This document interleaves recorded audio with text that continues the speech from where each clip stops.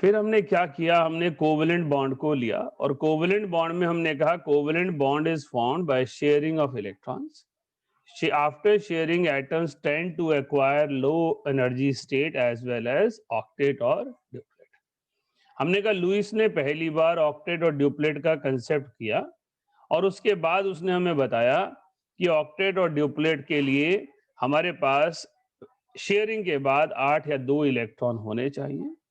हमने कहा ये covalent compound Louis dot structure आप सीधे भी बना सकते हैं वैलेंस शेल से और एएनएसयू से भी बना सकते हैं। जब एएनएसयू से बनाते हैं तो हमें फायदा क्या होता है, एएनएसयू से बनाने पर हमारे पास कोऑर्डिनेट बॉन्ड के ऊपर थॉट देना आसान हो जाता है, रेजोनेंस के ऊपर थॉट देना आसान हो जाता है। तो हमने एग्जांपल्स किए, पहले कार्बन डाइऑक्साइड का जिसका स्ट्रक्चर एएनएसयू से बनाए या विदाउट एएनएसयू बनाए सेम ही आएगा। फिर हमने SO2 बनाया, ये एएनएसयू से बनाएं और नॉर्मल बनाएं तो अलग आएगा, राइट। एएनएसयू से बनाते हैं तो हमें पता चलता है कि यहाँ पर एक कोऑर्डिनेट कोवेलेंट बॉन्ड की पॉसिबिलिटी है।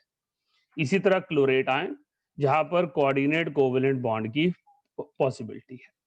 फिर हमने नोट डाल के लिखवाया दैट देयर इज पॉसिबिलिटी कि जिन कंपाउंड्स में आपने कोऑर्डिनेट कोवेलेंट बॉन्ड बनाया है, अगर सेंट्रल एटम के पास वेकेंट डी ऑर्बिटल है, then excitation of electrons takes place just before bond formation and they extend their valency, because maximum number of bonds means higher stability, because all bond formation is associated with release of energy. यहां तक किसी को कोई confusion? Sir हाँ जी बोलिए। Sir जब अभी आपने कहा वो एनर्जी जहाँ पे रिलीज हो रही है अगर पॉजिटिव हो तो ऑल्टरनेट पाथ करेगा फॉलो। मैंने कहा अगर एनर्जी ओवरऑल पॉजिटिव आती है तो ऑल्टरनेट पाथ फॉलो करेगा। सर उस ऑल्टरनेट पाथ से कोवेलेंट ही बनाएगा, फिर आयोनिक नहीं बना सकता? आयनिक तो बना रहा होता तो यही तो आयनिक का पाथ है ना, कैटायन और एनायन तो बना दिए, कैटायन और एनायन बना दिए। अब कैटायन और एनायन के बनाने में जो एनर्जी रिलीज हो रही है या एब्जॉर्ब हो रही है वो हमने कैलकुलेट कर ली। अगर आयनिक बनाना होता तो इसी का नेट इफेक्ट नेगेटिव आ जाता। Alternate path is not related anything to catalyst, it is just related to phenomena कि कहां पर क्या चीज हो रही है, राइट। Okay sir. ये आपको होमवर्क दिया गया था ओजोन का, फॉस्फेट का, अमोनियम आयन का, तो अभी इसको एक बार डिस्कस कर लेते हैं। हाँ जी दिव्यांश, दिव्यांश बताइए क्या पूछना है? फॉस्फेट का पूछना था सर। मैं इसको एक एक करके ले रहा हूँ, फॉस्फेट ही ले लेते हैं पहले आपकी मदद से। चलिए फॉस्फेट के बारे में दिव्यांश बताइए, ए क्या होगा? 32। ए विल बी 5 6 4 24, ठीक है 32 हो गया। एन की वैल्यू 40। तो एस हो गया 8 8। और यू हो गया हमारे पास 24। 24। तो पी को बेटे सेंटर में बनाएंगे, 4 ऑक्सीजन को सराउंडिंग में बनाएंगे, हर एक को पहले एक एक इलेक्ट्रॉन पेयर देंगे ताकि ऑक्टेट पूरा हो जाए, और उसके बाद जो अनशेयर्ड इलेक्ट्रॉन हैं उनसे सभी एटम्स के ऑक्टेट को पूरा करेंगे। So this will be the Lewis dot structure of phosphate ion, जहां पर सभी का ऑक्टेट कंप्लीट है। हाँ जी दिव्यांश बताइए अब क्या कंफ्यूजन है इसमें? सर इसमें 3 नेगेटिव वाला नहीं समझ आया। 3 नेगेटिव चार्ज जो होंगे वो 3 ऑक्सीजन के पास होंगे ना। हमारे पास जो हमने लास्ट क्लास में किया था, हमने कहा था इसके बाद अगर मैं स्ट्रक्चर पे एक्सप्लोर करना चाहता हूं तो मुझे 1 2 3 4 इलेक्ट्रॉन फास्फोरस के दिख रहे हैं, लेकिन एक्चुअली फास्फोरस के कितने होते हैं? 5 होते हैं। इसका मतलब है इनमें से कोई एक बॉन्ड कोऑर्डिनेट कोवेलेंट बॉन्ड होगा। इसके लिए हमने कलर स्कीम चेंज कर ली और हमने कहा हमारे पास ये 1 2 3 4 5 ये कोऑर्डिनेट बॉन्ड हो गया। अब जो टॉप वाला ऑक्सीजन है उसके 6 के 6 इलेक्ट्रॉन दिख रहे हैं, लेकिन जो लेफ्ट राइट और बॉटम वाले ऑक्सीजन हैं उनके 7 इलेक्ट्रॉन दिख रहे हैं। इसका मतलब उनमें एक एक नेगेटिव चार्ज की वजह से इलेक्ट्रॉन आया है। ये 1 2 3 हमने लास्ट क्लास में किया था कि जितने भी ऑक्सीजन आयन होते हैं उन पे जितना नेगेटिव चार्ज है वो उतने ऑक्सीजन एटम्स पर है। तो ये जो 3 नेगेटिव चार्ज है वो हर ऑक्सीजन एटम पर है। जब मैं ऐसे बनाऊंगा तो मैं इस नेगेटिव चार्ज को यहां पर लिखूंगा 1 नेगेटिव 1 नेगेटिव 1 नेगेटिव। ठीक है सर। राइट। हाँ जी बेटा, नेक्स्ट ओजोन। ओजोन का स्ट्रक्चर बिल्कुल सेम है जैसा SO2 का है, क्योंकि ऑक्सीजन और सल्फर सेम ग्रुप को बिलोंग करते हैं। So it has all properties similar as that of SO2। SO2 और O3 में सिमिलर स्ट्रक्चर होगा। राइट। नेक्स्ट है मेरे पास अमोनियम आयन। अमोनियम आयन की जब हम बात करेंगे तो कौन डिस्कस करेगा? Samriddhi, can you? Ammonium ion, ANSU।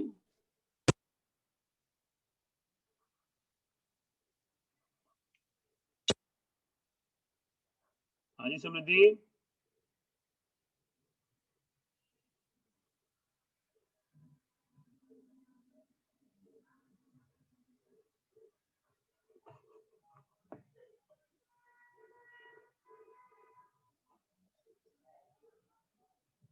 क्या वो अनम्यूट नहीं हो रही?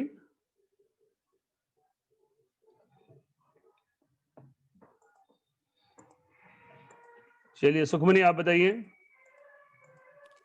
सर इसका ए होगा 8, कैसे किया? नाइट्रोजन के 5 और हाइड्रोजन के 4, और वो प्लस का साइन है तो मतलब -1 होगा। 8 हो गया। N को कैसे निकाला? 8 होगा नाइट्रोजन का और हाइड्रोजन का 4 into 2, राइट, 16 हो गया। 16। अनशेयर्ड 8 हो गए और शेयर्ड 8 हो गए और अनशेयर्ड 0 हो गए। तो हमारे पास अमोनियम आयन का एक स्ट्रक्चर आया जहां नाइट्रोजन के सराउंडिंग हमारे पास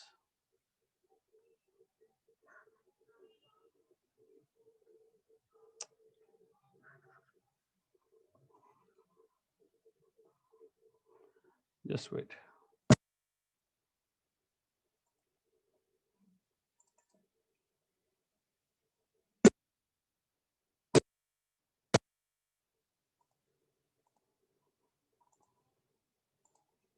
यहाँ पर नाइट्रोजन के सराउंडिंग जो है वो 8 इलेक्ट्रॉन है। तो हमने नाइट्रोजन सेंटर बनाया, 1 2 3 4, सबका ऑक्टेट और ड्यूप्लेट पूरा हो गया है और ये अमोनियम आयन हो गया। हाँ जी, सभी ने सही बनाया है। कोई कंफ्यूजन किसी स्टूडेंट को नहीं है? नेक्स्ट है मेरे पास SOCl2 एंड SO2Cl2। तो नेक्स्ट मॉलिक्यूल SOCl2 कौन डिस्कस करेगा?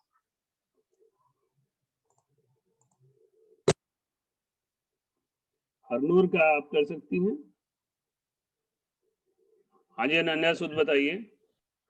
कोई बात नहीं, अनन्या कर रही है।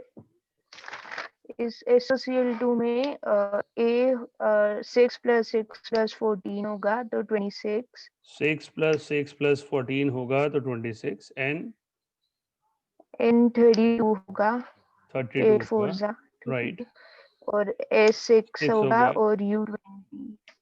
U20 हो गया। फाइन। सेंटर में किसको रखूं? सल्फर को सर। सल्फर को, बिकॉज सल्फर जो है पॉलीवेलेंट भी है और बड़े साइज का भी है। उसके बाद का स्टेप क्या होना चाहिए?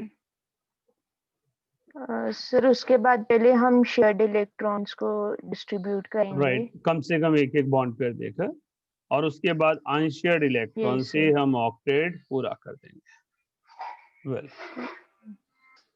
हाँ जी, किसी को कोई कंफ्यूजन? अभी सर फिर बस हो गया, अभी तो सल्फर रह गया। Right, SO2Cl2। श्रेया आप करेंगे। सर ए होगा 32, ए होगा 32, वेरी गुड। एन होगा 40, राइट एस होगा 8 और Right. यू होगा 24। राइट, तो आपके पास ये आ गया। इसमें सेंटर में सल्फर रख दिया हमने, सराउंडिंग में 4 ऑक्सीजन रख दिए, 2 ऑक्सीजन और 2 क्लोरीन। अब इसका नेक्स्ट स्टेप क्या होना चाहिए श्रेया? सर शेयर्ड इलेक्ट्रॉन्स देंगे। फाइन। क्या बेटा इस स्ट्रक्चर के बेस पर मैं कोऑर्डिनेट बॉन्ड के बारे में कोई कमेंट कर पाऊंगा इस मॉलिक्यूल में?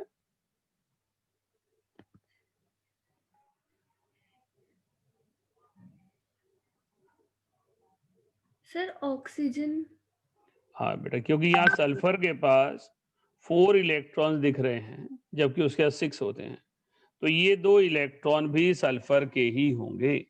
क्योंकि ऑक्सीजन के पास 7 दिख रहे हैं, उसके पास 6 होते हैं। सल्फर के पास 4 दिख रहे हैं, उसके पास 6 होते हैं। इसका मतलब ये 2 कोऑर्डिनेट कोवेलेंट बॉन्ड होंगे, रेस्ट 2 रेगुलर बॉन्ड्स होंगे। राइट। SOCl2 को थायोनाइल क्लोराइड कहते हैं और SO2Cl2 को सल्फ्यूराइल क्लोराइड कहते हैं। ये दोनों ही मॉलिक्यूल ऑर्गेनिक केमिस्ट्री में बहुत काम के हैं, प्रेपरेशंस में यूज होते हैं। इनऑर्गेनिक में भी इनके ऊपर स्ट्रक्चर आ जाते हैं जब ग्रुप 16 की बात करते हैं, ग्रुप 17 की बात करते हैं। So these two compounds are known as thionyl chloride and sulfuryl chloride. Now we are moving to next theory. Next theory is VSEPR.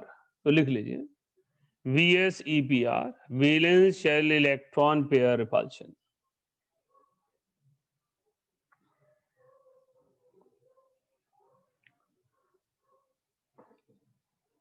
पहले मैं रीड करूंगा, उसके बाद आप नोट करेंगे ताकि कोई चीज लिखनी हो साथ साथ आप समझ पाए फिर लिख पाए।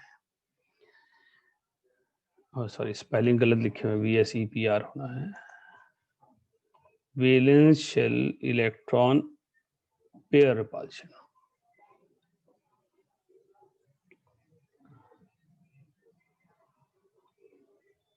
Now as the name suggests, it is valence shell electron pair repulsion. तो जो आउटर मोस्ट शेल के इलेक्ट्रॉन्स हैं उनके बीच में रिपल्शन के कारण मॉलिक्यूल में कुछ हो रहा है। हमने कोवेलेंट बॉन्ड समझ लिया, हमने आयनिक बॉन्ड समझ लिया। कोवेलेंट बॉन्ड डायरेक्शनल होता है और कोवेलेंट बॉन्ड में हर मॉलिक्यूल की एक डिफाइंड शेप होती है। जिस थियरी ने पहली बार शेप के ऊपर कमेंट किया वो वेस्पर थियरी है। Right. This theory comments on the shape of covalent molecules, how shapes are developed, and in which molecules we have to see the shape of molecule. तो पहला point है in VSEPR theory, when the central atom participate in bonding to 2 or more than 2 atoms, the geometry of these key atoms and their non-bonding electron pairs determine geometry of the molecule. तो हमारे पास पहली चीज ये theory वहां लगती है जहां एक सेंट्रल एटम के पास 2 या 2 से ज्यादा एटम जुड़े हुए हैं। इसका मीनिंग है कि हम इस थियरी का यूज नहीं करेंगे, कोई फायदा नहीं होगा अगर कार्बन मोनोऑक्साइड है, फायदा नहीं होगा अगर नाइट्रिक ऑक्साइड है, इसका फायदा होगा अगर नाइट्रस ऑक्साइड है, अगर कार्बन डाइऑक्साइड है, अगर SF4 है, SF6 है, जहां पर एक सेंट्रल एटम के अराउंड 2 या 2 से ज्यादा एटम्स प्रेजेंट हैं। राइट। तो मॉलिक्यूल की शेप, मॉलिक्यूल का अरेंजमेंट, मॉलिक्यूल की ज्योमेट्री कौन डिसाइड करेगा? ये जो एटम जुड़े हैं सेंट्रल एटम के पास और जो नॉन बॉन्डिंग इलेक्ट्रॉन पेयर हैं। राइट। नेक्स्ट लाइन का कलर चेंज किया गया ताकि आपका थोड़ा फोकस इंक्रीज हो। The sum of number of atoms bonded to central atom and number of lone pairs formed by its non-bonding valence electrons is known as central atom's steric number. तो steric number क्या चीज है? steric number है एक central atom के around कितने electron pairs present हैं। For example अगर मैं बात करता हूं इस मॉलिक्यूल की, लेट से SF4 मॉलिक्यूल की बात करता हूं। SF4 मॉलिक्यूल में सल्फर ने 4 कोवेलेंट बॉन्ड फ्लोरीन से बना लिए, वैलेंस शेल में 6 इलेक्ट्रॉन थे तो एक लोन पेयर रह गया। So it has 4 bond pairs, 1 lone pair, तो स्टेरिक नंबर इज 5। तो steric number of sulphur is 5 as it has 4 bond pair and 1 lone pair. तो स्टैरिक नंबर जो valence shell electron pair repulsion theory का base है, that is decided by number of bond pairs and lone pair. Bond pair का मतलब है कितने atom central atom से जुड़े हैं, और लोन पेयर का मतलब है non bonding electron pair of the valence shell. Right, next है. यहां तक किसी को कोई दिक्कत? नेक्स्ट कहता है ये electron pairs are assume to lie on the surface of sphere. Sphere क्या है? Central atom. Centered on the central atom and tend to occupy positions that minimize their mutual repulsions by maximize distance between them. तो हमारे पास ये जो electron pair है ये इस ढंग से अरेंज होते हैं ताकि इनके अराउंड जो रिपल्शंस हैं वो मिनिमम हो सके. और अगर आपको सिमिलर चार्जेस की रिपल्शंस को मिनिमाइज करना है तो आपको क्या करना है? आपको उनका एंगल बढ़ा देना है. राइट, अगर दो लोग आपस में लड़ रहे हों तो शांति वाले क्या करते हैं? कहते हैं भाई दूर दूर हो जाओ, थोड़ा शांत हो जाओगे, गुस्सा कम हो जाएगा. तो रिपल्शन भी गुस्सा है. इलेक्ट्रॉन इलेक्ट्रॉन दोनों पे नेगेटिव चार्ज है, तो जितना ज्यादा एंगल बढ़ाएंगे उतनी ज्यादा स्टेबिलिटी एक्वायर होगी. राइट, तो stability is decided by number of electron pairs and the repulsions between them. In order to stabilize molecule, repulsions must be minimum. It is possible only when there is higher bond angle, higher distance between the shared pair. Right? Note कीजिए.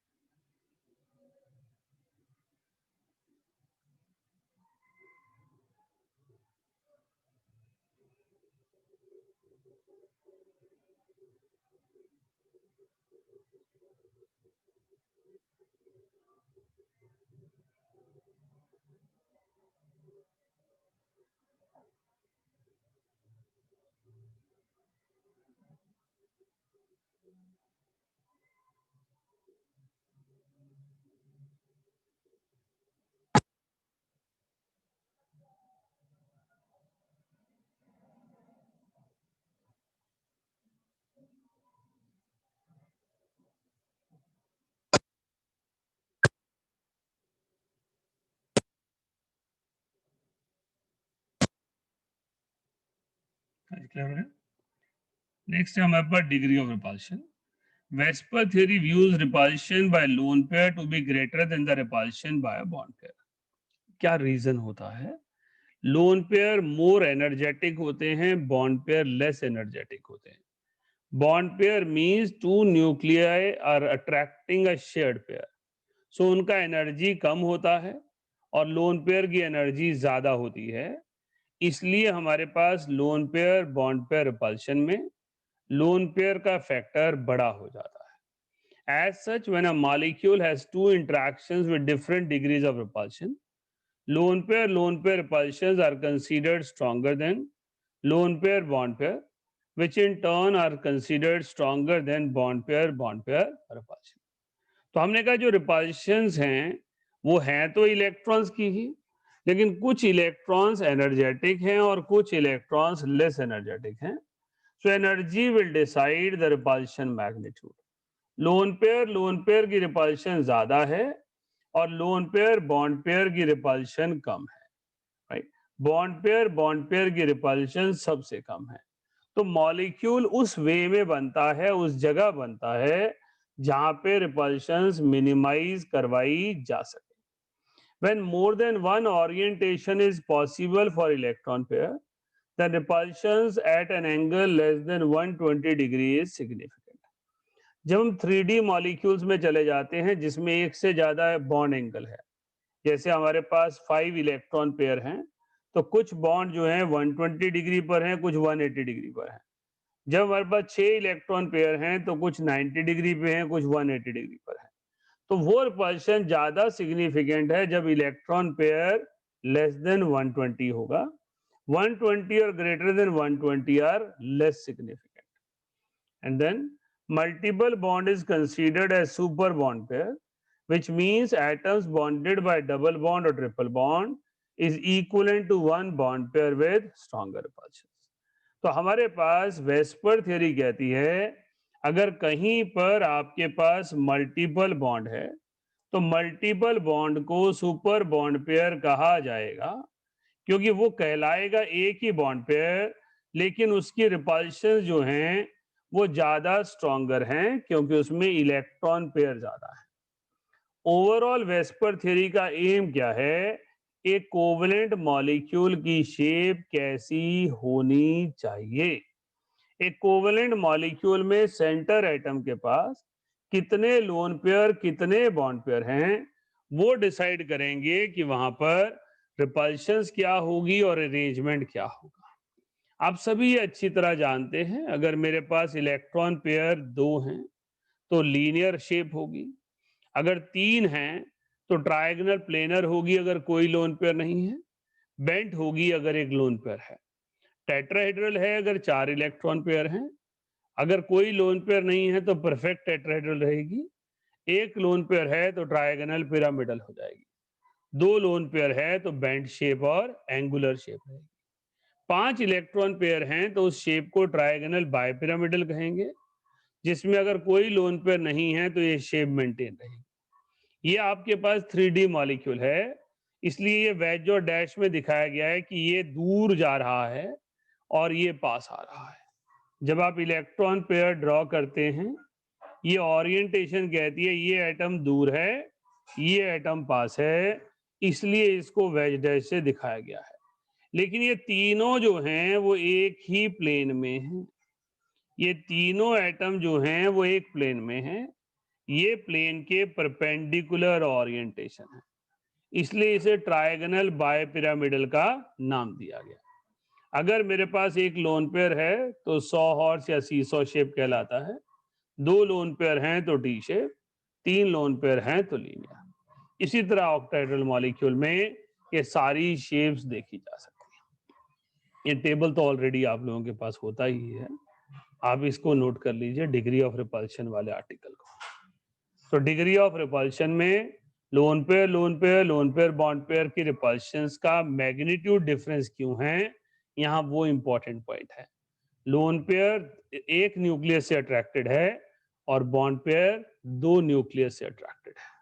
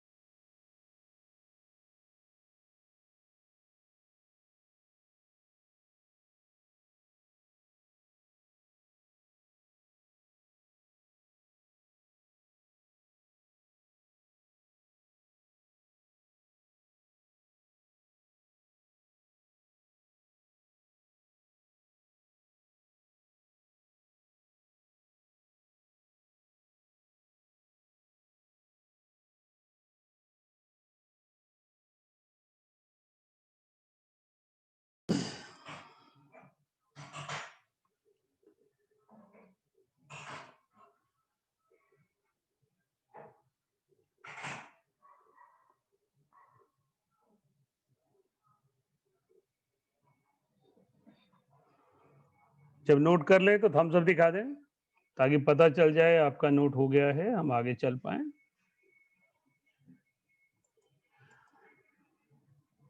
हाँ जपनीत बोलिए। Sir super bond pair समझ नहीं आया, एक बार दोबारा बता दो। बेटा हमने कहा super bond pair double bond और ट्रिपल बॉन्ड को कहते हैं क्योंकि वो हैं तो 2 या 3 इलेक्ट्रॉन पेयर, लेकिन हम उसे एक ही कंसीडर करेंगे क्योंकि जो ओरिएंटेशन फर्स्ट बॉन्ड की वजह से होगी वही सेकंड और थर्ड की वजह से होगी। अगर आपने एक एटम को लेफ्ट साइड बनाया है दूसरे एटम के, तो उसके तीनों बॉन्ड उसी साइड पे बनेंगे। ये नहीं हो सकता है कि एक बॉन्ड लेफ्ट पे आए, एक राइट पे आए, एक टॉप पर आ जाए, राइट। तो हमने कहा सुपर बॉन्ड पेयर, हमने डबल बॉन्ड और ट्रिपल बॉन्ड को कहा, एक्चुअली वो एक बॉन्ड नहीं है, 2 बॉन्ड या 3 बॉन्ड हैं, लेकिन ओरिएंटेशन के हिसाब से वो एक ही बॉन्ड पेयर रहेगा। फिर हमने सुपर वर्ड क्यों लगाया? क्योंकि उसमें इलेक्ट्रॉन्स ज्यादा हैं तो उसकी रिपल्शंस का मैग्नीट्यूड चेंज हो जाएगा। उसकी रिपल्शंस का मैग्नीट्यूड सेम नहीं हो सकता जो आपके पास नॉर्मल रिपल्शंस में देखने को मिलता है। जपनीत समझ में आई आपको बात? Okay sir. Right. Yes sir. इसको मैं अभी एग्जांपल से समझाऊंगा, अभी तो मैंने थ्योरी पढ़ाई है ना।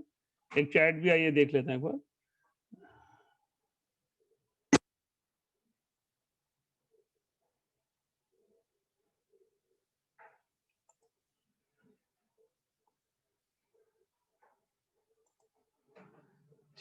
एक बार दोबारा रिवाइज करते हैं। Valence shell electron pair repulsion. VSEPR theory कहती है कि सेंट्रल एटम में जब एक से दो या दो से ज्यादा बॉन्ड हो, 2 या 2 से ज्यादा एटम हो, तो इस थ्योरी का सिग्निफिकेंस है क्योंकि एक से ज्यादा इलेक्ट्रॉन पेयर्स की रिपल्शन होगी और वो ओरिएंटेशन को डिसाइड करेगा। Total number of bond pair lone pair के सम टोटल को हम स्टेरिक नंबर कहते हैं, और हम कहते हैं कि ये इलेक्ट्रॉन पेयर एक दूसरे को रिपेल कर रहे हैं और उसकी वजह से एक दूसरे से दूर जा रहे हैं। मिनिमम रिपल्शन वहां होगी जहां पर मैक्सिमम डिस्टेंस होगा। हमने कहा अगर बॉन्ड पेयर हैं, सारे इक्वल हैं, एक जैसी रिपल्शन होगी, लेकिन अगर loan pair bond pair bond pair bond pair lone pair अलग अलग रिपल्शंस हैं तो उसकी वजह से शेप ऑफ मॉलिक्यूल चेंज हो जाएगा। हमने कहा अगर आपके पास एंगल जो है वो मोर देन 120 डिग्री होता है और लेस देन 120 भी है, तो repulsions will be significant when electron pair will be arranged at an angle of less than 120 degree. हमने कहा डबल बॉन्ड और ट्रिपल बॉन्ड को सुपर बॉन्ड पेयर कंसीडर किया जाएगा। क्यों? क्योंकि वहां पर इलेक्ट्रॉन ज्यादा है लेकिन ओरिएंटेशन एक सिंगल बॉन्ड की तरह एक ही साइड पर होगी, इसलिए उसको सुपर बॉन्ड पेयर कहा जाएगा। अब ये सारी चीज जो हमने पढ़ी इसको कैसे रिलेट करना है हमने, तो उसके लिए फॉर्मूला है स्टेरिक नंबर का। व्हेन वी से स्टेरिक नंबर, पहले समझ लीजिएगा फिर नोट कर लीजिएगा, या साथ साथ भी कर सकते हो, आप तो सब समझदार बच्चे हैं। Steric number is half into V plus M minus C plus A. तो एक मॉलिक्यूल आपके पास आ गया, आपको स्टेरिक नंबर निकालना है कितने इलेक्ट्रॉन पेयर होंगे। It will be half into V plus M minus C plus A. V क्या चीज है? Number of valence shell electrons in central atom, क्योंकि सेंट्रल एटम के अराउंड ही रिपल्शंस ने एंगल को डिसाइड करना है। तो V is the valence shell electron in central atom. M is number of monovalents attached. कितने monovalents attached हैं वो M है। C is cationic charge अगर वो आयन है, and A is anionic charge. तो अगर आपके पास गिवन मॉलिक्यूल जो है वो कैटायन या एनायन है, तो कैटायनिक और एनायनिक चार्ज जो है वो स्टेरिक नंबर डिसाइड करेगा। स्टेरिक नंबर के बाद आपको यहाँ बॉन्ड पेयर चाहिए। Bond pair are number of atoms attach to central atom. तो जितने एटम सेंट्रल एटम पर अटैच हैं वो बॉन्ड पेयर हैं, क्योंकि जब चाहे डबल बॉन्ड हो चाहे ट्रिपल बॉन्ड हो, होना तो एक ही बॉन्ड पेयर है।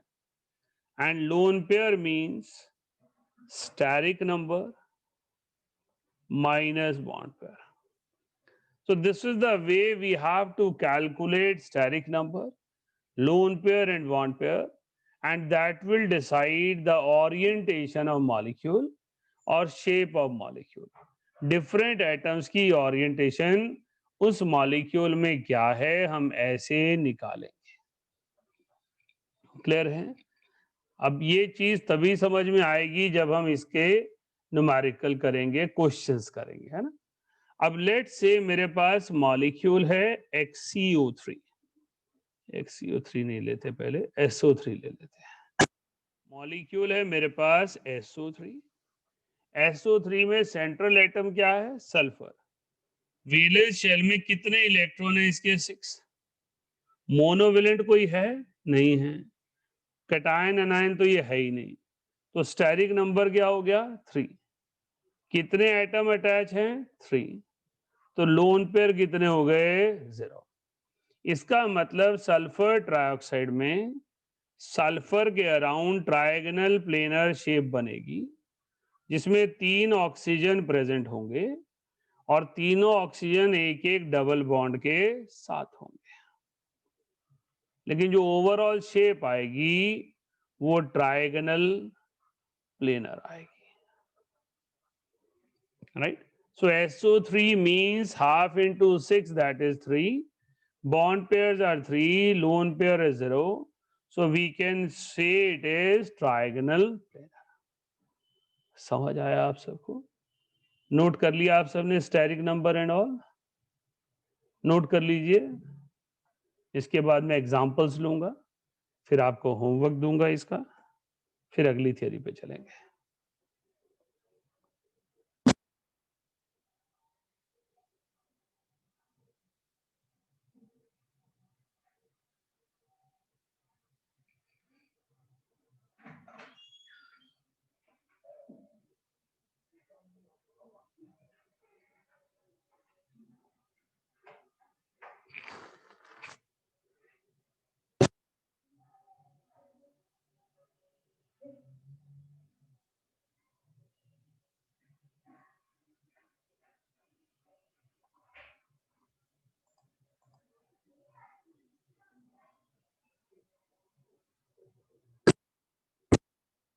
बेटा हम एक क्वेश्चन आया है कि हमें कैसे पता चलेगा कि उसमें डबल बॉन्ड होगा with the help of steric number.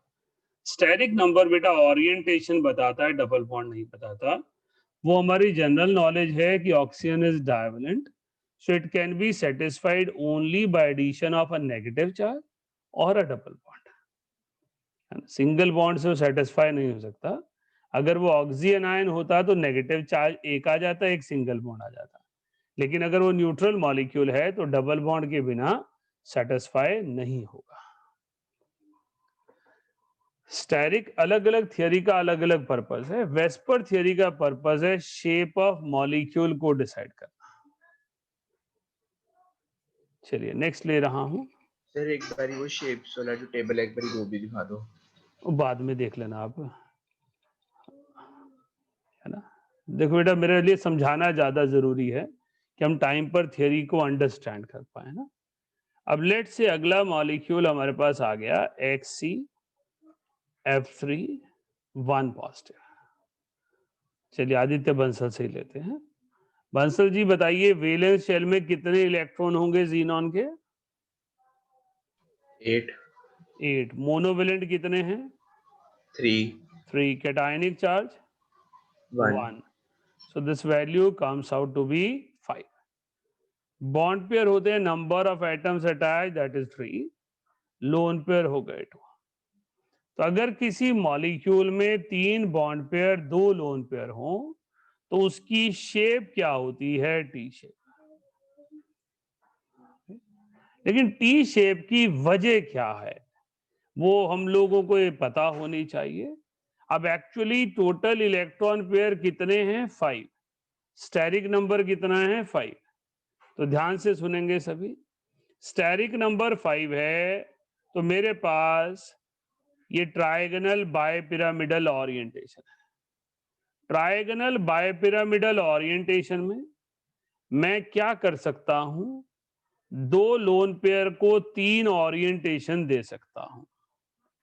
मैंने 2 लोन पेयर बनाने हैं, मैंने उन्हें मैक्सिमम डिस्टेंस अपार्ट 180 डिग्री पर बना दिया, फिर मैंने उन्हें 120 डिग्री पर बना दिया, फिर मैंने उन्हें 120 और 90 का कॉम्बिनेशन बना दिया। तो मेरे पास ये 3 पॉसिबिलिटीज हैं। बाकी 3 पोजीशन पर फ्लोरीन एटम आ जाएंगे, राइट। ये एक 3D ओरिएंटेशन है, सबको इसके एंगल्स पता होने चाहिए। आप लोगों की मदद से ही स्टार्ट करूंगा, है ना, इसकी एक्सप्लेनेशन। कौन बताएगा? देवांश गौतम आप बताइए, लोन पेयर में एंगल कितना है पहले अरेंजमेंट में? 120। पहले अरेंजमेंट में 180 है ना। Lone pair maximum distance apart है, तो ये रिपल्शन इनसिग्निफिकेंट हो जाएगी, राइट। श्रेया, सेकंड वाले में क्या एंगल है? 120 डिग्री। 120 डिग्री। हमने कहा था लेस देन 120 सिग्निफिकेंट होगी, 120 सिग्निफिकेंट नहीं होगी, राइट। और आपके पास लोन पेयर शाश्वत थर्ड वाले में क्या एंगल है? Sir 90 degree. 90 degree, very true. तो हमारे पास जो एंगल है वो 90 डिग्री है। 90 डिग्री पे रिपल्शन सिग्निफिकेंट हो, तो मेरे पास लोन पेयर रिपल्शन सबसे स्ट्रॉन्ग होती है, और ये रिपल्शन थर्ड वाले स्ट्रक्चर में प्रेजेंट है। इसका मतलब है थर्ड वाला स्ट्रक्चर पॉसिबल नहीं है, क्योंकि ये रिपल्शन यहां पर है। क्या इतनी बात समझ में आती है सबको? किसी को कोई क्वेरी इससे रिलेटेड? सर लास्ट लाइन एक बार दोबारा बताना, वो सिग्निफिकेंट क्यों नहीं? बेटा हमने कहा वो वेस्पर थ्योरी की असम्पशन है। वेस्पर थ्योरी में हमने स्टार्टिंग में लिखा, सॉरी एंड में लिखा, सेकंड लास्ट पॉइंट था कि अगर इलेक्ट्रॉन पेयर का अरेंजमेंट एक से ज्यादा पॉसिबल हो तो वहां पर रिपल्शन सिग्निफिकेंट है जहां पर एंगल लेस देन 120 हो। वैसे वो असम्पशन ली क्यों गई? क्योंकि जितना क्लोज आएगा इलेक्ट्रॉन पेयर उतनी ज्यादा रिपल्शन होगी। तो फर्स्ट ओरिएंटेशन में रिपल्शन क्या कितनी थी? 180 डिग्री पे। सेकंड में कितना था? 120 डिग्री। थर्ड पे कितना आ गया? 90 degree. So 90 degree means it is not possible, it will B unstable. Clear है बेटा? Yes sir. अब पारुष आप ही बताइए, सेकंड स्ट्रक्चर, मुझे फर्स्ट और सेकंड में से डिफरेंशिएशन करनी है। तो सेकंड नंबर की रिपल्शन क्या होती है? Loan pair bond pair. तो एक लोन पेयर के रिस्पेक्ट में या दोनों लोन पेयर के रिस्पेक्ट में बॉन्ड पेयर्स का एंगल कितना है? Sir 90 degree. 90 degree, very good. कितने ऐसे पेयर हैं? सर 2। 6, है ना। आपके पास यहाँ पर ये 1, ये 2, ये 3, ये तीनों का एंगल 90 डिग्री का है, क्योंकि ये ट्रायगोनल बायपिरामिडल शेप है। तो 3 ऊपर की तरफ से बेटा, 3 नीचे की तरफ से, 6 हो गए। 6 loan pair bond pair 90 degree पर हैं। रिपल्शंस का मैग्नीट्यूड 6 के हिसाब से। क्या इतनी चीज सबको समझ आती है? चलिए, वंशिता राणा, सेकंड वाले में कितने loan pair bond pair 90 degree पर है?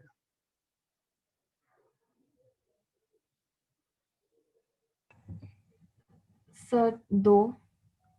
बेटा इसके रिस्पेक्ट में एक ये हो गया, इसके रिस्पेक्ट में एक ये हो गया, है ना, और इसके रिस्पेक्ट में एक ये हो गया और एक ये हो गया। So there are 4 lone pair bond pairs have an angle of 90 degree. तो सबसे स्ट्रॉन्ग रिपल्शन लोन पेयर थी, दोनों में ही नहीं है। सेकंड नंबर पे लोन पेयर बॉन्ड पेयर थी, वो सेकंड वाले में 4 हैं, फर्स्ट वाले में 6 हैं। तो दोनों में से ज्यादा अनस्टेबल कौन सा हुआ? फर्स्ट वाला। इसलिए हमारे पास xenon trifluoride with cation will have T shape. तो ये मेरे पास टी शेप मॉलिक्यूल आ गया, राइट। तो HCF3 या कोई भी ऐसा मॉलिक्यूल जिसमें 3 बॉन्ड पेयर 2 लोन पेयर हो, उसमें टोटल ज्योमेट्री ट्रायगोनल बाइपिरामिडल होगी, लेकिन उसकी शेप टी होगी, क्योंकि loan pair lone pair lone pair bond pair repulsion को मिनिमाइज करने के लिए ये अकेली ओरिएंटेशन पॉसिबल है, राइट। नोट कीजिए। सर हाँ जी बोलिए आस्था। सर एक बार फर्स्ट वाले में लोन पेयर बॉन्ड पेयर वाला एक बार फिर से करवा दो। बेटा हमने कहा कि जो ये सेंटर वाला इलेक्ट्रॉन पेयर है, ये जो है ये ट्रायगोनल प्लेनर शेप है। इसका मतलब ये ट्रायंगल जो है वो एक प्लेन में है और लोन पेयर उसके ऊपर और नीचे प्रेजेंट है। तो जो तीनों इलेक्ट्रॉन पेयर आपको फ्लोरीन के दिखाई दे रहे हैं, वो तीनों इलेक्ट्रॉन पेयर का जो एंगल है वो 90 डिग्री है। तो मेरे पास इस फ्लोरीन के लिए इसका एंगल 90, इसके लिए भी 90 और इसके लिए भी 90। जैसे इस लोन पेयर पे के लिए ये 3 बॉन्ड पेयर हैं, सिमिलरली नीचे वाले के लिए 3 बॉन्ड पेयर हैं, इसलिए नेट जो नंबर ऑफ रिपल्शंस होंगी वो 6 हो जाएंगी। क्या आस्था समझ पाए आप? ठीक है सर। राइट बेटा, नोट कीजिए सभी।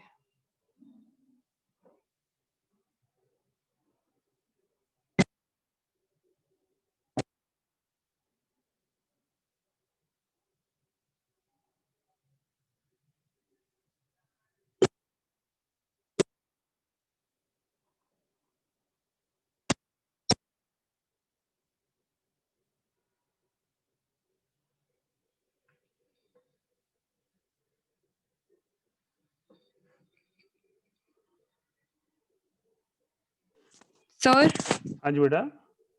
सर इसके हिसाब से तो जो सेकंड जो टी शेप वाला बना है उसके अंदर वो तो ट्रायंगल प्लेनर में एक है और 2 90-90 वाले एंगल बना रहे हैं। हाँ तो 2 90 वाले बनाए, तो 2 ऊपर एक लोन पेयर के लिए, 2 दूसरे लोन पेयर के लिए,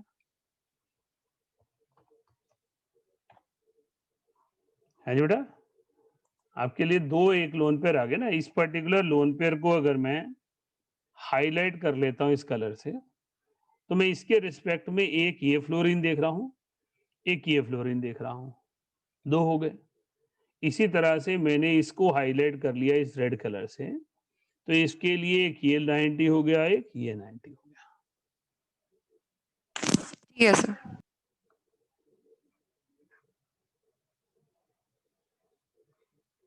सर बोलिए। जो सेकंड वाले में 120 डिग्री एंगल आया था वो कैसे देखा था? 120 कैसे देखा angle? Yes sir. Okay, 120 degree angle तो बेटा सारों में ही है ना। ये जो ट्रायगोनल प्लेनर है इसमें तीनों बॉन्ड पेयर हैं, तो अगर इक्विलेटरल ट्रायंगल के सेंटर से आपने वर्टिसेस पे लाइन लगाई है तो उसका एंगल कितना बनेगा? 360/3, दैट इज 120। सर दोबारा बताना। बेटा ये मेरे पास एक ट्रायंगल बन गया, इक्विलेटरल ट्रायंगल। इसके बिल्कुल मिडल पॉइंट पे जीनॉन है, मतलब मिडल पॉइंट पे एक डॉट लगा दी, वहां से वर्टिसेस को कॉर्नर्स को कनेक्ट किया और जो ये लाइंस आई उनके बीच के एंगल को चेक किया। क्योंकि आपके पास एक प्लेन में है तो एंगल कैसे निकालोगे? 360 divided by number of sides. तो 360/3 120 डिग्री का एंगल होगा, तो इसका एंगल यस भी सर। 120 होगा, ये भी 120 होगा और ये भी 120 होगा, राइट।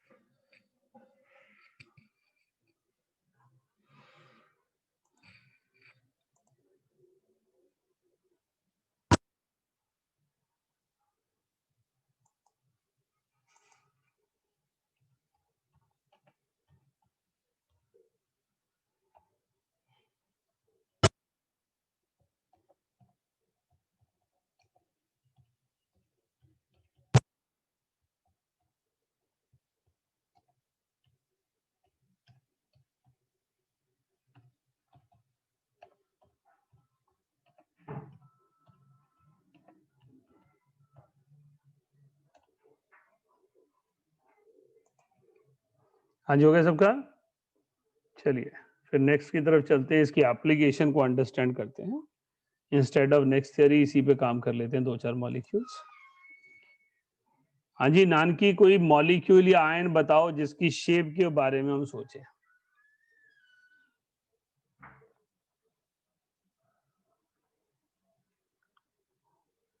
अनन्या सूद आप बताइए, कोई भी मॉलिक्यूलर आयन आपने पी ब्लॉक में पढ़ा हो, कहीं पढ़ा हो। Sir IF3। IF3 तो सेम ही हो जाएगा, फिर उसको बना के फायदा नहीं है। IF5 कर लेते हैं। IF5 में स्टेरिक नंबर निकालना है, तो वैलेंस शेल में कितने इलेक्ट्रॉन्स हैं? 7। मोनोवेलेंट कितने हैं? 5। तो नंबर क्या हो गया? 6। बॉन्ड पेयर कितने हैं मेरे पास? 5। लोन पेयर कितने हैं? 1। तो इसकी शेप क्या होनी चाहिए? Square pyramidal. तो 6 इलेक्ट्रॉन पेयर हैं, 1 लोन पेयर आएगा, तो जो शेप होगी वो स्क्वायर पिरामिडल हो जाएगी, right? So shape will B square pyramidal. तो ये एक स्क्वायर आ गया और ये पिरामिडल बन गया। तो IF5 will be square pyramidal shape molecule as it has 5 bond pair and 1 lone pair. Clear है? कोई मॉलिक्यूल या आयन श्रेय आपको कंफ्यूज करता हो, उसकी शेप नहीं बनाई जा रही मुझसे, कोई आप बताना चाहती हूँ?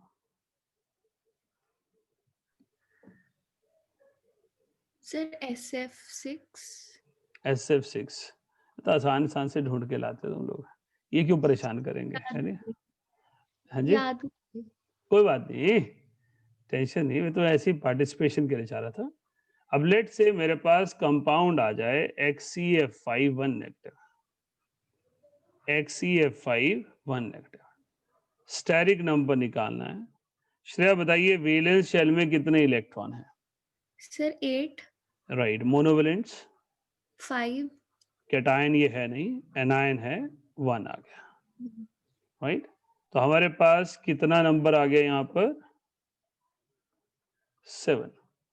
इसमें बॉन्ड पेयर कितने हैं मेरे पास? 5। लोन पेयर कितने हैं मेरे पास? 2। कुछ बच्चे शायद ऊपर वाली शेप बना रहे हैं, तो मैं यही स्पेस में कर देता हूं। तो जब मैं XCF5 की शेप बनाऊंगा तो मेरे पास ये आ जाएगा पेंटागनल प्लेनर। ये एक lone pair above the plane, ये एक lone pair below the plane. So the molecular shape will be pentagonal planar, right? तो XCF5 1 negative is pentagonal planar as it has 5 bond pair, 2 lone pairs, right? तो VSEPR theory ने appropriately समझाया कि जब एक molecule बनता है और एक सेंट्रल एटम के पास बहुत सारे इलेक्ट्रॉन पेयर होते हैं, तो किस तरह से मॉलिक्यूल की शेप के बारे में सोचना है। यहां पर जो एडिशनल इंफॉर्मेशन है जो क्वेश्चंस के जरिए निकली है, आस्था ने पूछी थी, बड़ा वैलिड क्वेश्चन था, वो था डबल बॉन्ड कहाँ लगाना है ना। तो जब भी आपके पास ऑक्सीजन है और नेगेटिव चार्ज नहीं है तो वो डाइवेलेंट है, तो डबल बॉन्ड ही आएगा। तो आपके पास वेस्पर थियरी सिर्फ स्टेरिक नंबर देगी और स्टेरिक नंबर के हिसाब से इलेक्ट्रॉन पेयर में सिमिलैरिटी आती है। स्टेरिक नंबर के हिसाब से डबल बॉन्ड और ट्रिपल बॉन्ड एक सिंगल बॉन्ड इक्विवेलेंट ही होता है।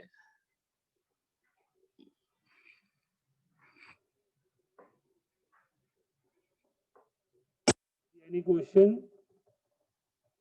अभी हमारा एक पॉइंट रह गया है सुपर बॉन्ड पेयर की शेप का, बस अभी उसको लेंगे, उसके बाद अगली थियरी पे चलेंगे। हाँ जी शाश्वत? सर मेरे को ना ClO4 नेगेटिव और ClO2 नेगेटिव के बीच में के स्ट्रक्चर्स में कंफ्यूजन हो रहा है। ClO2 1 negative and ClO4 1 negative? Yes sir. Okay, यहीं साइड पे लाइन लगा लेता हूं।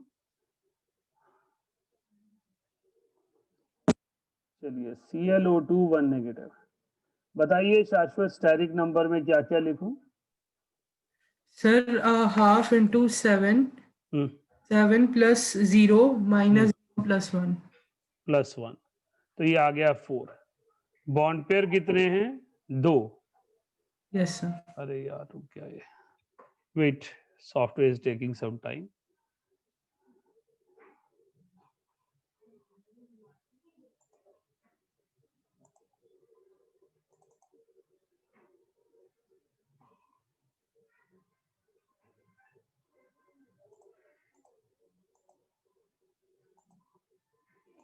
सो मेरे पास ये 4 आ गया।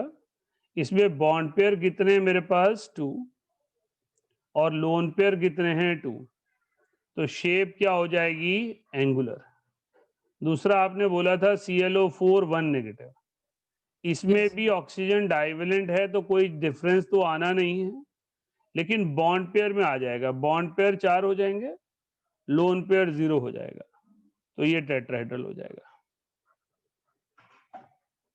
बताइए क्या कंफ्यूजन है? सर वो नोटबुक पे ड्रॉ किए थे ना स्ट्रक्चर्स, तो सेम लगने लगे थे। अच्छा अच्छा, वो बेसिकली ClO2 है ना, तो 2 लोन पेयर आएंगे तो एंगुलर हो जाएगा, और ClO4 1 नेगेटिव में वो टेट्राहेड्रल हो जाएगा। ओके सर, आ गया समझ। हाँ जी, किसी और का कोई डाउट रह गया? नहीं है तो अभी होमवर्क के मॉलिक्यूल्स दे रहा हूं जिनको आपको ड्रॉ करके मुझे इमेजेस अपलोड करनी है ना। तो मेरे पास आ गया PCl6 1 नेगेटिव, XCF3 तो हो गया, XCF5 1 positive, then you have PO4 3 negative, then we have XCO4, or we can say I3 तो नहीं निकालेंगे इससे।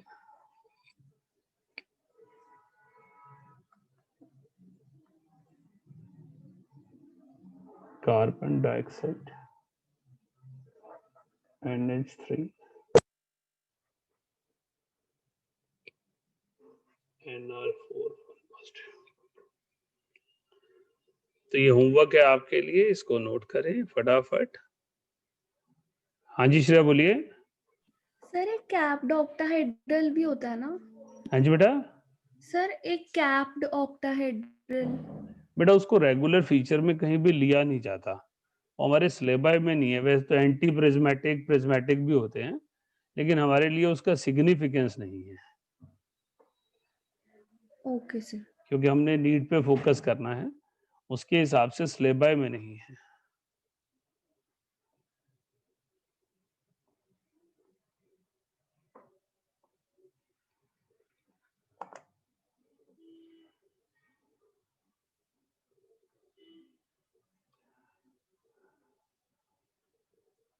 नेक्स्ट लिखिए, एक लाइन लिखिए।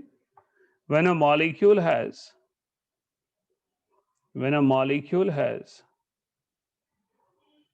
double bond as well as single bond, double bond as well as single bond,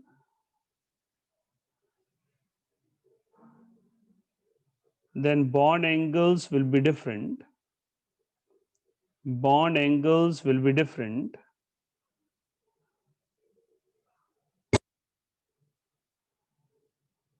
due to difference in repulsions.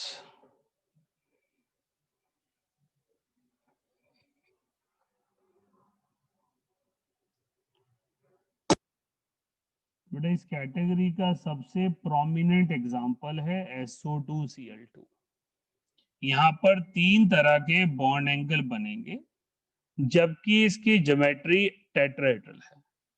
इस molecule में geometry tetrahedral है, सारे बॉन्ड पेयर हैं, कोई लोन पेयर नहीं है, लेकिन अनइवननेस है। X जो है वो डबल बॉन्ड रिपल्शन है, Y double bond single bond repulsion है, और Z जो है वो सिंगल बॉन्ड रिपल्शन है।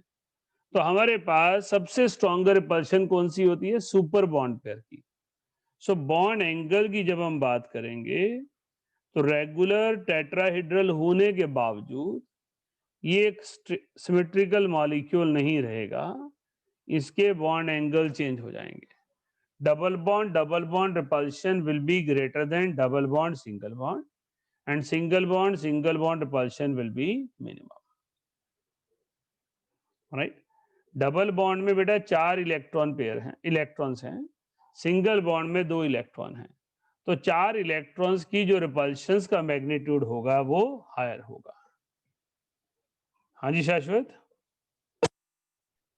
सर सुपर बॉन्ड पेयर और लोन पेयर में से किसकी स्ट्रांग होंगी रिपल्शन? लोन पेयर ही होगी वो तो ना, क्योंकि वो बॉन्डेड नहीं है ना, राइट। Okay sir. हाँ, वो तो बॉन्डेड नहीं है तो वही होगी।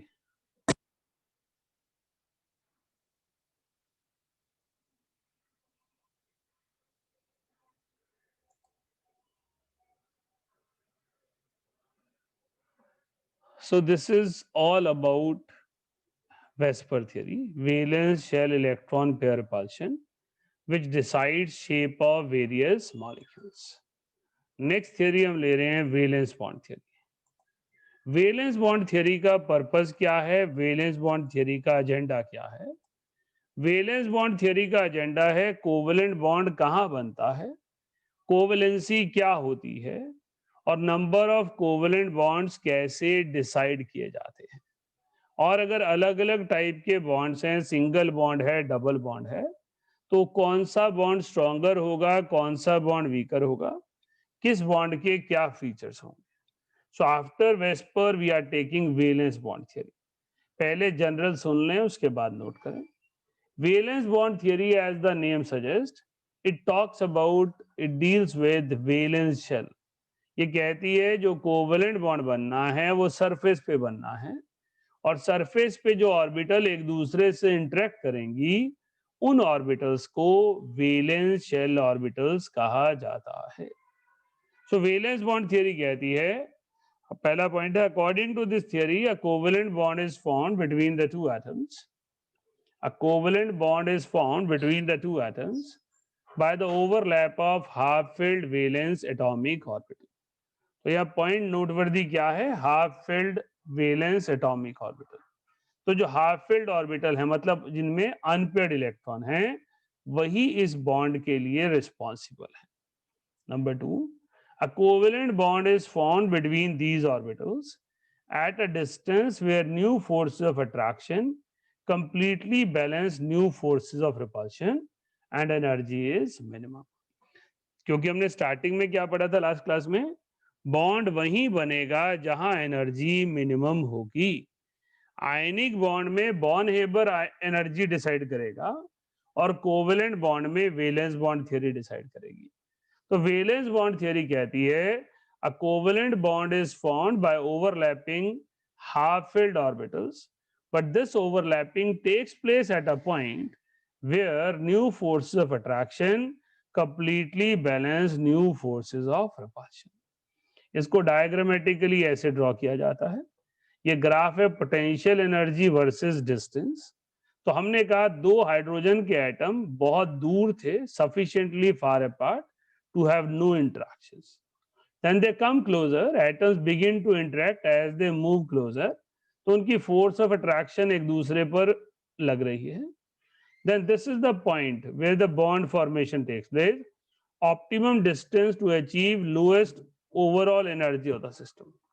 अब इसको ऐसे क्यों ड्रॉ किया गया है?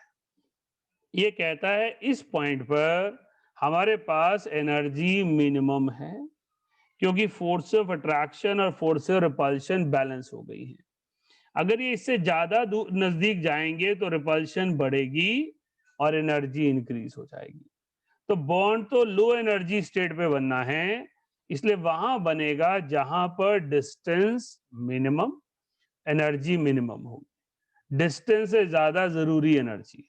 तो जो एनर्जी रिलीज हुई इस पॉइंट से इस पॉइंट तक वो ये है। This is the energy which is released, known as bond energy, and this is the distance where bond is formed.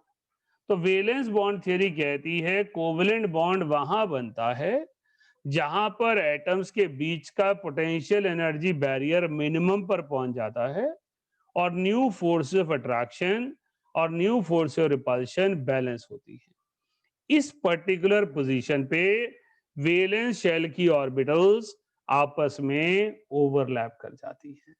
तो वैलेंस बॉन्ड थ्योरी के हिसाब से बॉन्ड फॉर्मेशन कहां होनी है? जहां न्यू फोर्स ऑफ अट्रैक्शन और न्यू फोर्स ऑफ रिपल्शन ने एक दूसरे को बैलेंस करना है। राइट, नोट कीजिए बेटा।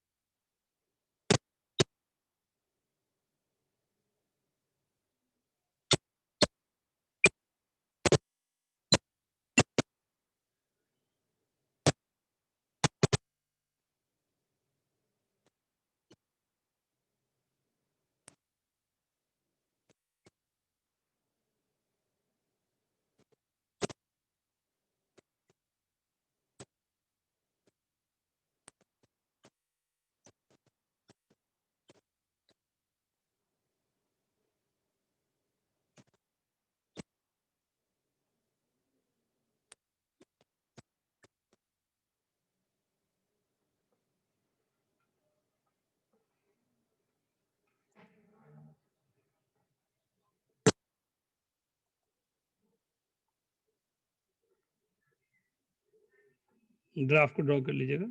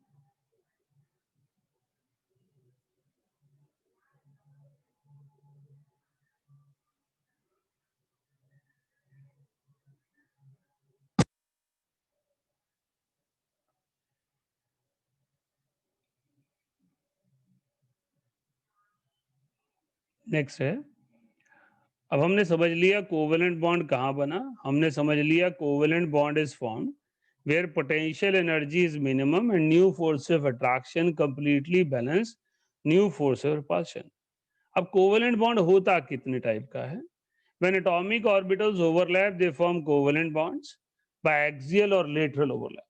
Axial overlapping results in the formation of stronger bond as shared pair has stronger attractive forces from nucleus.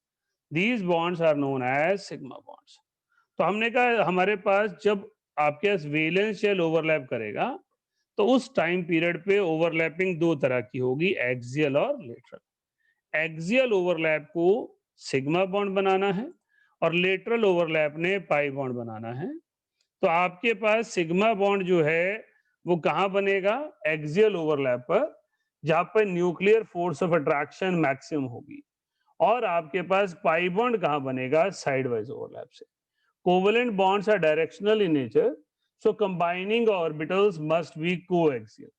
Coaxial का मतलब एक्सिस सेम होना चाहिए।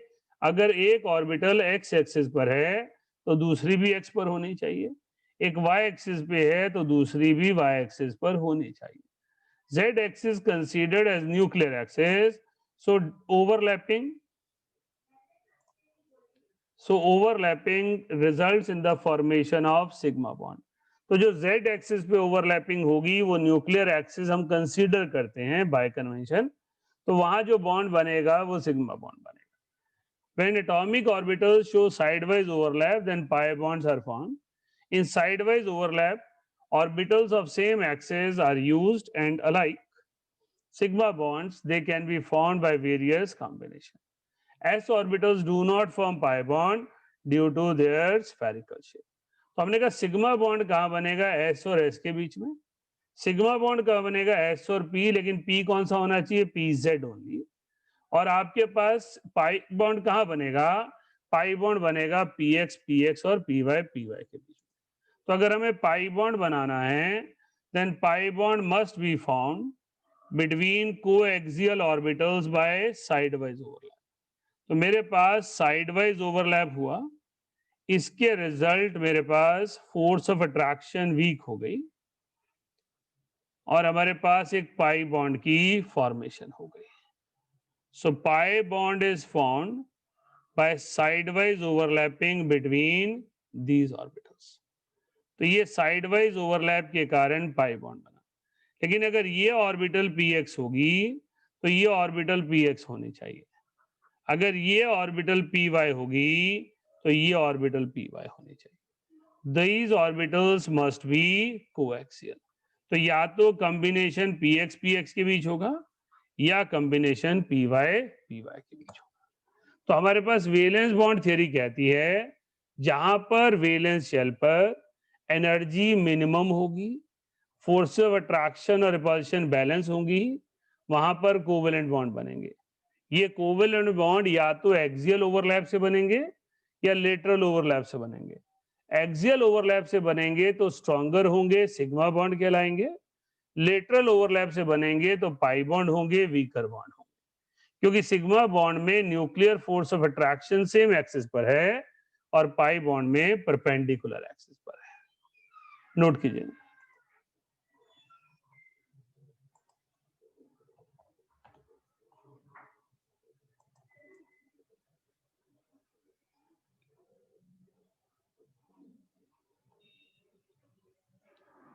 नोट्स की कंप्लीशन के लिए चाहिए, ये तो इस स्टेज तक सबको आता होता है।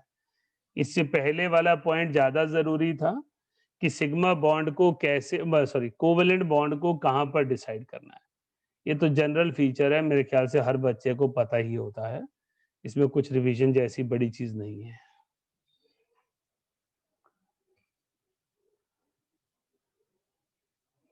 जो फ्री बैठा हो, नोट ना कर रहा हो, वो मुझे सिग्मा बॉन्ड पाई बॉन्ड के फीचर बताना चाहेगा। एक बार डिस्कशन हो जाए, सबके हाथ चलते रहे, अपने कान इधर चले रहे।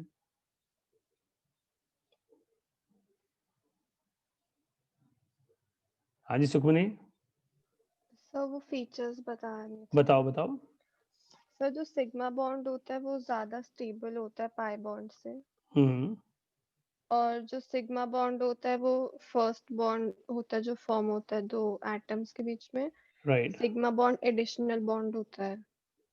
सिग्मा बॉन्ड नहीं, पाई बॉन्ड। हाँ जी सॉरी, पाई बॉन्ड ठीक है, एडिशनल बॉन्ड होता है। ठीक है, और कुछ? और सिग्मा बॉन्ड पे फ्री रोटेशन हो पाती है। वेरी गुड, पाई बॉन्ड पे रिस्ट्रिक्टेड होता है एरिया। Very very good. हमारे पास सिग्मा बॉन्ड में जो अभी तक हमने कहा उसमें सबसे वैल्यूएबल पॉइंट ये लास्ट पॉइंट था, sigma bond allows free rotation and pi bond does not allow free rotation.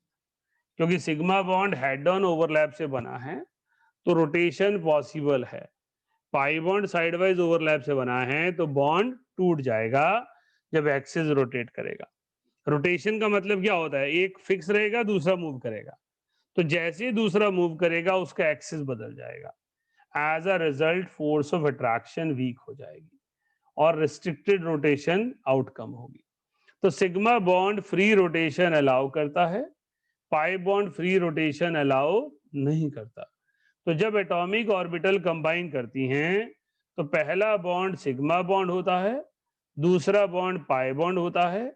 Pi bond sigma bond से इंडिपेंडेंटली नहीं बनता, सिग्मा बॉन्ड एस ऑर्बिटल बनाती हैं और एस ऑर्बिटल पाई बॉन्ड नहीं बनाती हैं। वैलेंस बॉन्ड थ्योरी कहती है कोवेलेंट बॉन्ड डायरेक्शनल है तो ऑर्बिटल्स कोएक्सियल होनी चाहिए। सिग्मा बॉन्ड बनाने के 3 तरीके हैं, SS overlap, SP overlap, PP overlap. SS overlap sigma bond बनाएगा, अगर पी ऑर्बिटल आएगी तो पीजेड आना चाहिए, वहीं से सिग्मा बॉन्ड बनेगा। पी ऑर्बिटल जब पाई बॉन्ड बनाएगी तो या तो पीएक्स पीएक्स के बीच बनाएगी या पीवाई पीवाई के बीच बनाएगी। राइट, नोट डाल के लिखे। पाई bond is weaker bond, pi bond is weaker bond as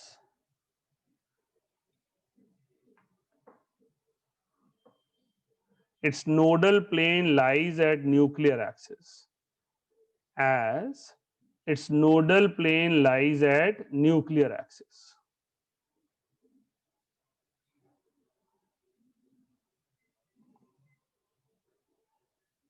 Pi bonds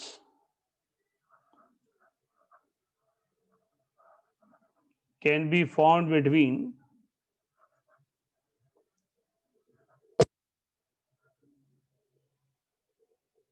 p orbitals and d orbitals.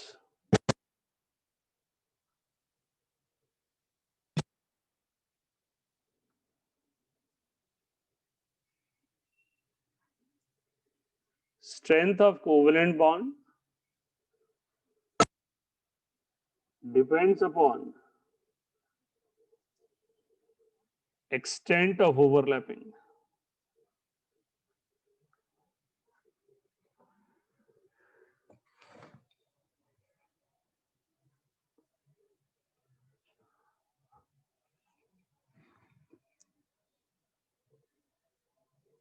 तो बेटा वैलेंस बॉन्ड थ्योरी कहती है कि जो मेरे पास पाई बॉन्ड है वो 3 तरह से क्लासिफाइड है, पी पाई पी पाई पी पाई डी पाई डी पाई डी पाई। तो इनमें पी पाई बॉन्ड सबसे स्ट्रांग होगा, पी पाई डी पाई उससे वीक होगा और डी पाई सबसे वीक होगा। तो हमारे पास पी पाई बॉन्ड का मतलब क्या है, दोनों एटम की पी ऑर्बिटल इन्वॉल्व है। पी पाई मतलब एक की पी और एक की डी है, एंड डी पाई मतलब दोनों एटम्स की डी ऑर्बिटल्स हैं। D pi bond rare occurrence होते हैं, कुछ ट्रांजिशन मेटल्स में देखने को मिलते हैं। हाउएवर मेटल्स के पास कोवेलेंट बॉन्ड बनाने की कैपेसिटी नहीं होती, but due to certain energy factors वो बॉन्ड बना लेते हैं, इसलिए डी पाई सबसे वीक बॉन्ड है।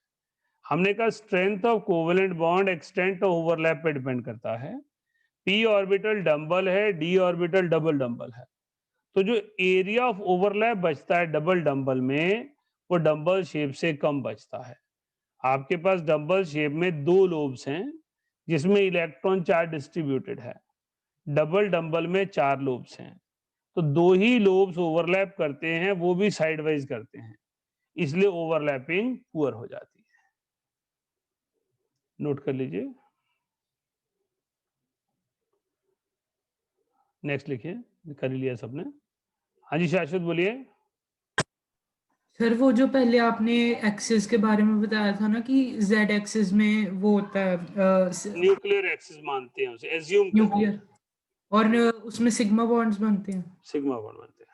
और एक्स और वाई वाले में पाई बॉन्ड्स। हाँ जी बेटा, px py no bond, px pz no bond. For covalent bond they must have same axis, right. Sir next लिखिए। Covalency is defined as, covalency is defined as number of unpaired electrons, number of unpaired electrons in the valence shell.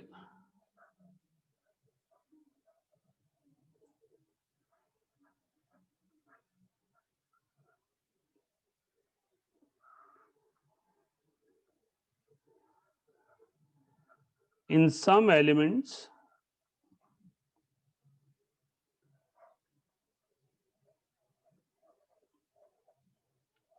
valence shell has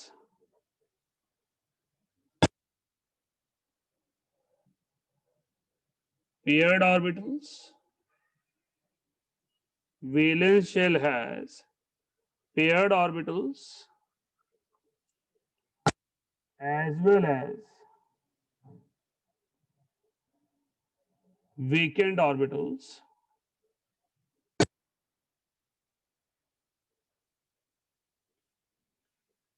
So they can expand their covalency.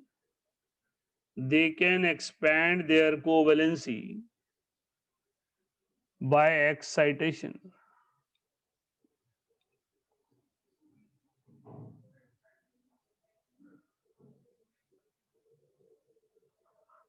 Sir, can you repeat the last line?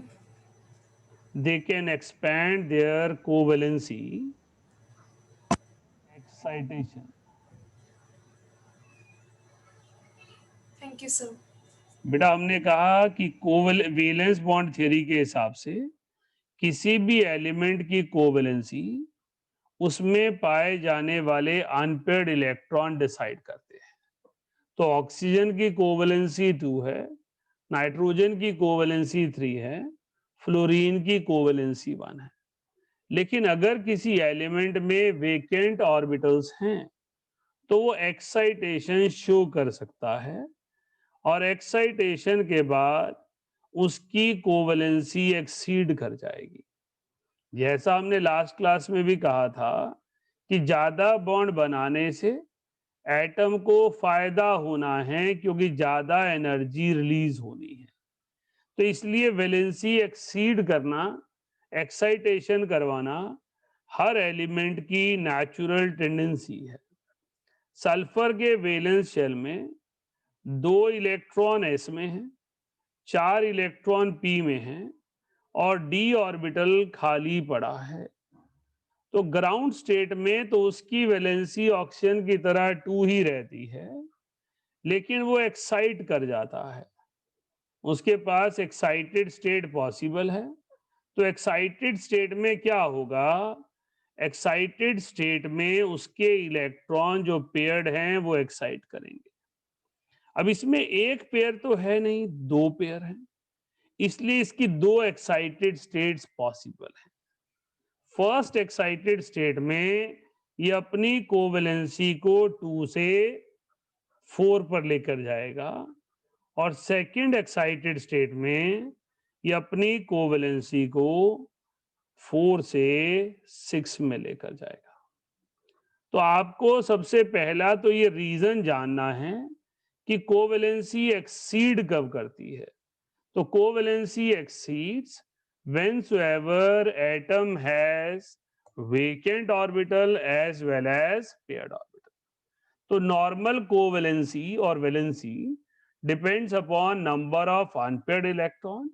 In oxygen, nitrogen, fluorine, we have covalency 2, 3, 1. In sulfur, we have vacant d orbital. So covalency covalency can be variable due to excitation of electrons. तो first excited state में covalency 4 पर चली गई और second excited state में 6 पर चली गई. राइट, नोट कीजिए.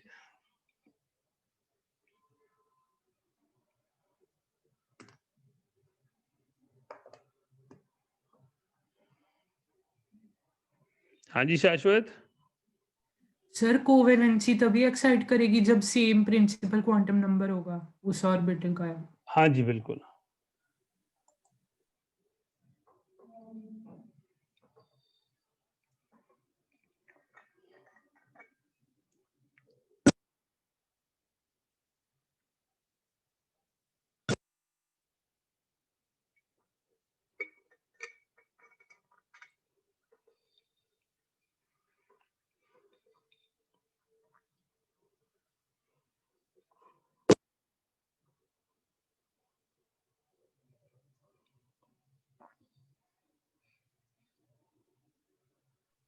सब वो ऑक्सीजन वाले पे स्क्रॉल कर दीजिए, वो थोड़ा सा.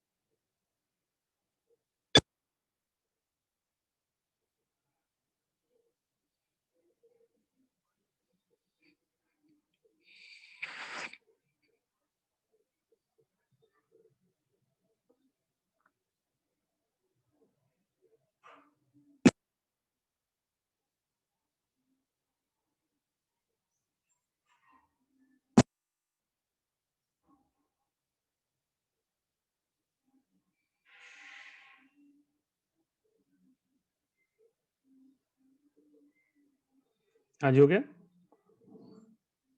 So this is the way we can work on covalency, excited state, higher valency, covalency का expansion. नोट डाल के लिख लीजिएगा. Excitation of electrons. Excitation of electrons to vacant d orbitals. To vacant d orbitals.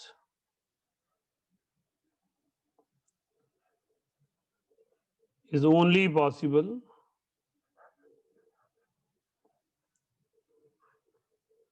when surrounding atom is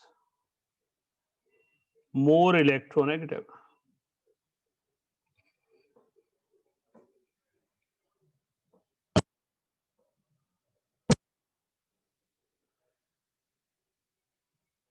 बेटा s और p orbital से d orbital में excitation ज्यादा एनर्जी मांगती है.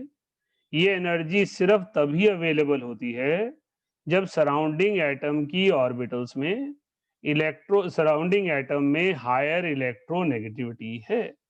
तो क्लोरीन, फ्लोरीन, ऑक्सीजन, फास्फोरस से मोर इलेक्ट्रोनेगेटिव हैं, बट हाइड्रोजन लेस इलेक्ट्रोनेगेटिव है।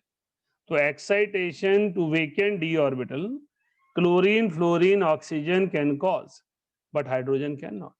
तो फास्फोरस के पास तो डी ऑर्बिटल भी थी, पेयर्ड ऑर्बिटल भी थी, फास्फोरस कॉमनली पेंटावैलेंसी शो कर रहा था, लेकिन हाइड्रोजन के साथ नहीं कर पाया, क्योंकि जो एक्साइटेशन के लिए एनर्जी चाहिए वो तभी अवेलेबल हो पाती है जब सराउंडिंग एटम की इलेक्ट्रोनेगेटिविटी ज्यादा हो। राइट, तो ये नोट कर लीजिए, ऐसे ही नोट कीजिएगा, tick and cross. Quick revision में फायदा होगा ना। तो हमने यहाँ पर क्या समझा है, हमने आज दो इंपॉर्टेंट थियरीज पे वर्क किया, एक वैलेंस बॉन्ड थियरी और एक valence shell electron pair repulsion theory. VSEPR theory हमें शेप ऑफ मॉलिक्यूल बताती है on the basis of lone pair, bond pair, bond pair, bond pair, lone pair, lone pair repulsions. और जो हमारे पास valence bond theory है वो covalent bond कहाँ बनता है, कोवेलेंसी कैसे डिसाइड होती है, और कोवेलेंसी में आपके पास एक्सटेंशन ऑफ कोवेलेंसी कब हो सकती है।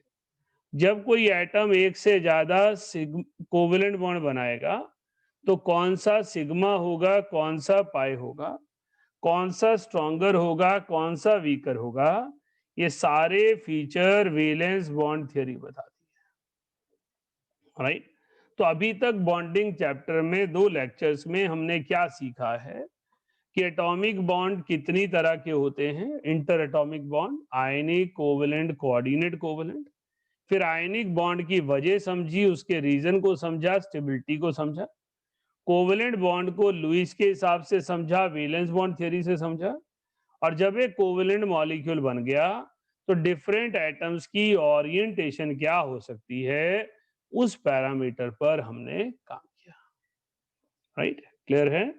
तो आज उम्मीद है आपको शीट भी आएगी और अगली क्लास में वो शीट डिस्कस होगी। तो ध्यान से इसको समझें और कोई कंफ्यूजन हो तो अगली क्लास में उसके साथ रेडी रहें।